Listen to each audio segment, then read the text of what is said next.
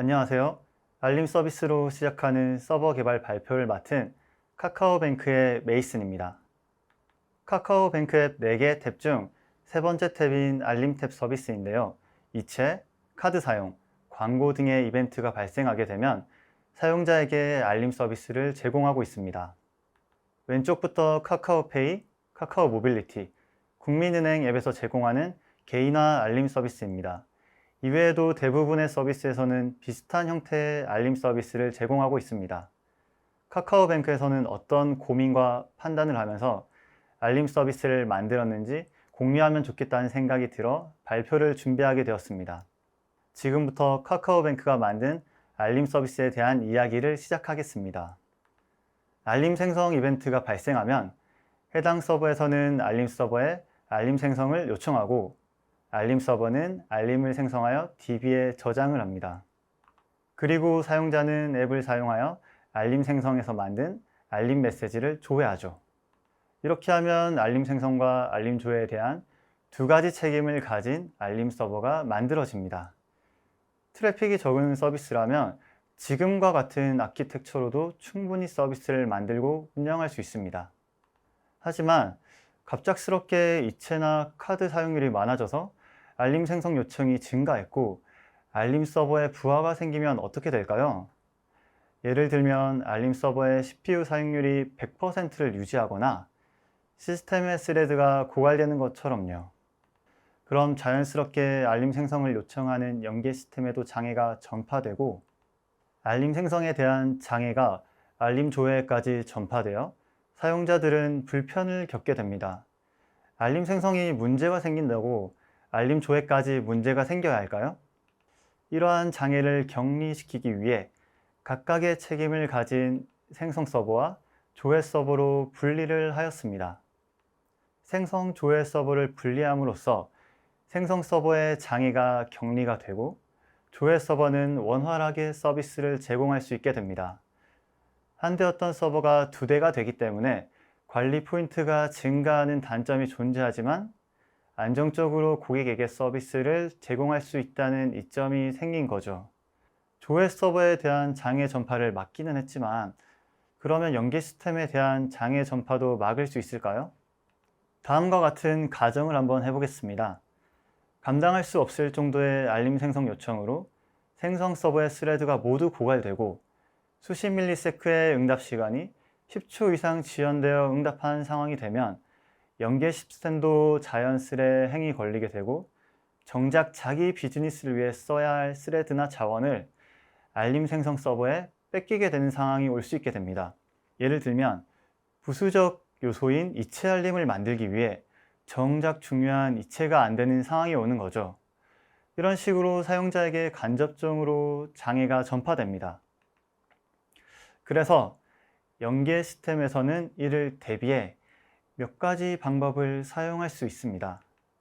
연계 시스템은 타임아웃 설정을 통해 비정상적인 지연 응답에 대해서는 끊어버림으로써 자신의 자원을 지켜낸다거나 가용한 공간 내에서 알림 생성을 비동기로 호출하여 주요 비즈니스로부터 분리시킬 수 있습니다.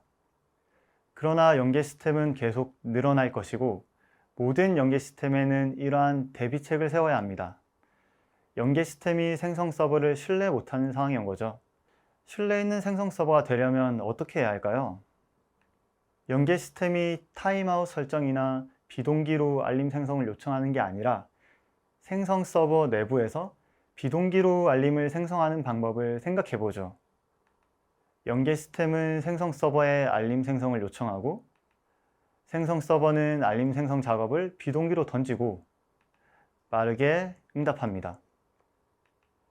비동기 방식을 사용함으로써 알림 요청과 알림 생성에 대한 경계가 생기게 되었습니다.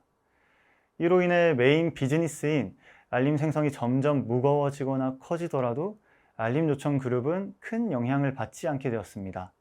다시 말해서 알림 생성의 장애가 연계 시스템의 장애로 전파되지 않는다는 말이죠.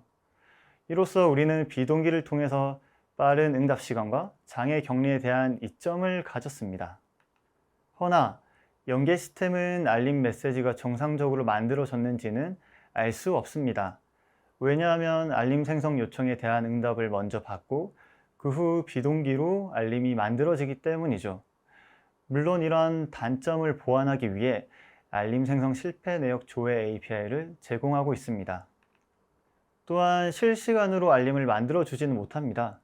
이체를 하면 바로 알림이 오는 것이 아닌 약간의 지연이 존재할 수 있다는 거죠. 하지만 알림 서비스의 특성상 약간의 지연은 감안할 수 있다고 판단을 했고 지연에 대한 모니터링을 지속적으로 하고 있습니다.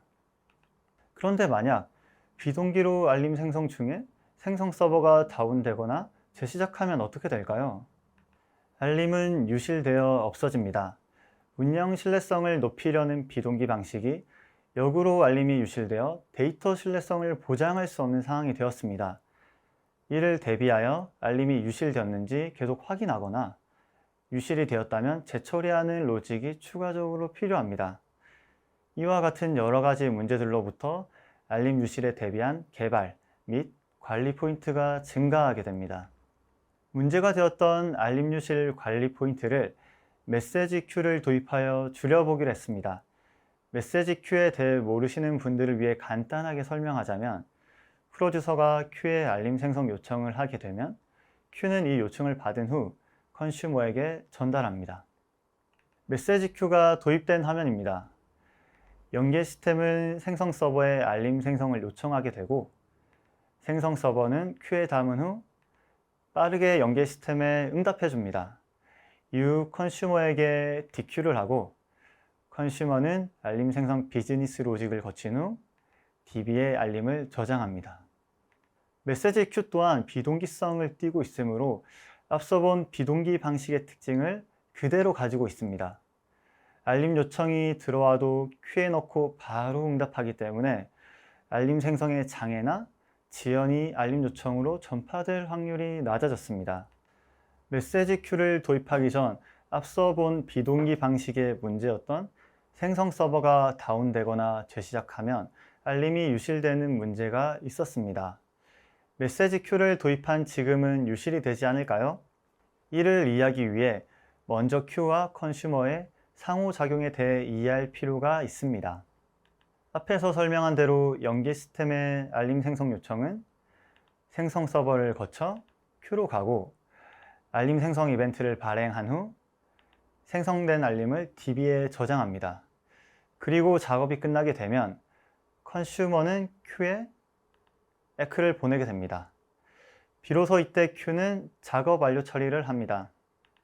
그러나 컨슈머가 장애가 나서 다운이 되었거나 기타의 이유로 에크를 보내지 못하면 어떻게 될까요?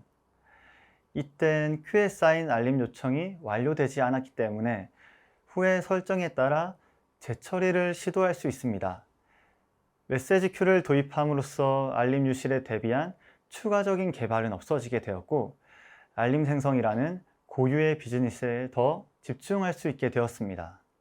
컨슈머뿐만 아니라 메시지 큐도 장애가 발생할 수 있겠죠? 물론 고가용성을 위해 잘 만들어진 시스템이긴 하지만 안정적인 서비스를 위해서라면 고려해 봐야 합니다. 기본적으로 메시지 큐는 자기가 가지고 있는 이벤트들을 메모리뿐만 아니라 디스크에도 저장하기에 메시지 큐에 장애가 발생하더라도 재시작되면 디스크에 있는 데이터를 가져와서 작업을 하게 됩니다. 허나 큐가 장애일 때 요청이 들어오면 인큐 자체를 하지 못하기에 생성 서버는 인큐하기 전 연계 시스템으로부터 받은 알림 요청 내용을 DB에 저장하게 됩니다. 요청을 저장함으로써 큐가 다운되더라도 후에 미처 생성하지 못한 알림을 재처리할 수 있게 됩니다. 이렇게 생성 서버의 아키텍처가 완성이 되었습니다. 기나긴 알림 생성이 끝나고 알림을 조회하는 부분입니다. 느끼시겠지만 알림 생성과는 다르게 확연히 간단한 구조로 되어 있는 걸 볼 수 있습니다. DB에서 알림을 가져오는 게 끝이죠. 알림 서비스는 고객에게 안정적이고 빠른 서비스를 제공해야 한다는 철학 아래 개발을 했습니다. 안정적이고 빠른 서비스를 제공하기 위해서는 최대한 단순해야 한다고 생각했고 이로 인해 사용자의 접점인 알림 조회는 아키텍처뿐만 아니라 내부 구현도 단순한 조회들로 구현되어 있습니다. 그러다 보니 자연스럽게 알림 서비스의 굵직한 비즈니스 로직들을 알림 생성 부분에서 담당하게 되었습니다.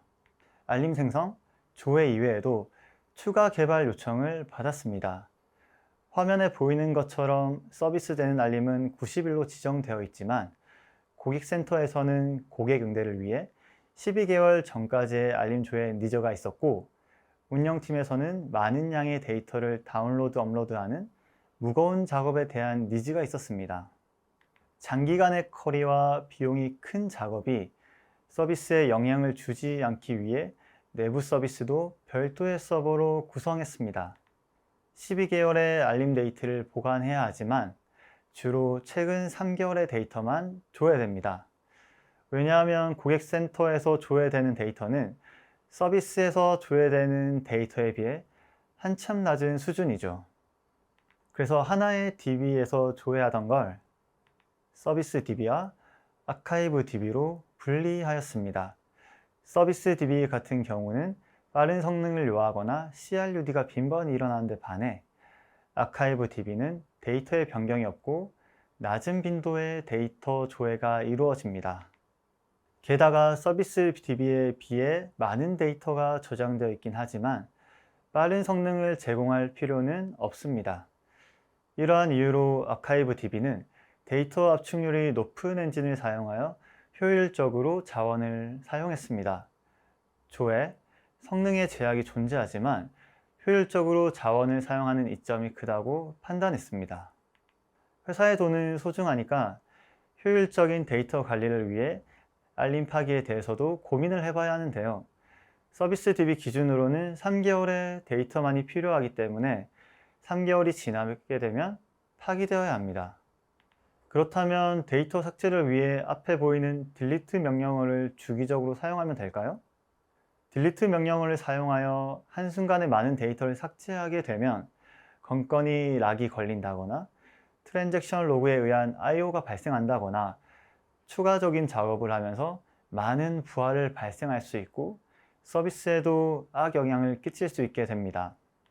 앞서 본 것처럼 하나의 테이블에 4개월치를 담는 게 아니라 DB가 제공해주는 파티셔닝을 사용해 보는 건 어떨까요? 파티셔닝은 논리적으로 동일한 테이블이지만 물리적으로는 다른 테이블에 저장하는 기법이죠. 다시 말해서 하나의 큰 테이블을 월별로 나누어 저장했다고 생각하시면 됩니다. 그리고 보관해야 할 날짜가 지나면 개별의 데이터를 지우는 방식이 아닌 테이블 하나를 삭제하는 작업을 합니다. 이러한 방식은 무리가 되는 부수적인 작업이 없기에 안정적인 서비스에 도움을 줍니다. 허나 파티셔닝에도 단점이 존재하는데 어떤 파티션으로 가야 할지 지정을 해줘야 합니다. 예를 들어 12월의 데이터를 찾고 싶으면 12월에 해당하는 조건을 달아주어야 하죠. 그렇지 않으면 존재하는 모든 파티션을 스캔할 수도 있고 이는 성능에 악영향을 줍니다. 정리해보자면 유지보수 측면에서의 이점은 있지만 어플리케이션이 복잡해지는 단점이 있습니다. 앞에 보이는 화면은 월간 알림수를 나타내고 있습니다. 작년 8월은 4억 건, 그리고 1년 지난 올해 8월은 25% 상승한 5억 건의 데이터를 가지고 있습니다. 고객 수도 점점 많아지고 서비스도 다양해지니 자연스레 알림수도 증가하고 트래픽도 증가하고 있습니다. 점점 커져가는 서비스 앞에서는 어떤 준비가 필요할까요? 먼저 어플리케이션을 스케일 아웃 해보죠. 하나가 소화해내던 요청을 2개, 그리고 3개, 어플리케이션을 병렬적으로 늘려서 기존 대비 늘어난 트래픽을 소화해낼 수 있죠. 어플리케이션 서버의 CPU 사용률이 50%를 넘게 되면 서버 증설을 고려하고 있습니다. 하지만 어플리케이션만 확장한다고 해서 커져가는 서비스를 감당할 수는 없습니다. 늘어난 트래픽과 데이터에 맞게 DB도 확장해야 하죠. DB 확장을 위해 샤딩을 사용하기로 했습니다. 샤딩은 같은 테이블 구조를 가진 데이터를 다수의 DB에 분산하여 저장하는 기법입니다. A에서 I에 해당하는 유저는 첫 번째 DB, J에서 R은 두 번째 DB, S에서 G는 세 번째 DB. 이렇게 한 대에서 받던 트래픽이 세대로 분산되어 읽기 쓰기 처리량이 늘어나게 되었습니다. 단 샤딩은 어플리케이션을 복잡하게 만듭니다. 앞에 파티셔닝과 비슷한 맥락으로 어떤 DB에 요청할지 지정해줘야 하기 때문이죠. 예를 들어 H라는 요청이면 어플리케이션은 A에서 I가 있는 첫 번째 DB에 요청해야 합니다. 그런데 확장되어 DB가 한 개 더 추가되면 균등한 요청을 위해 데이터를 재분배해야 합니다. 균형화 작업으로 추가된 DB에도 잘 분산되어 요청이 들어가는 걸 볼 수 있습니다. 그래서 H라는 요청을 다시 하면 첫 번째 DB로 갔던 요청이 두 번째 DB로 향하게 됩니다.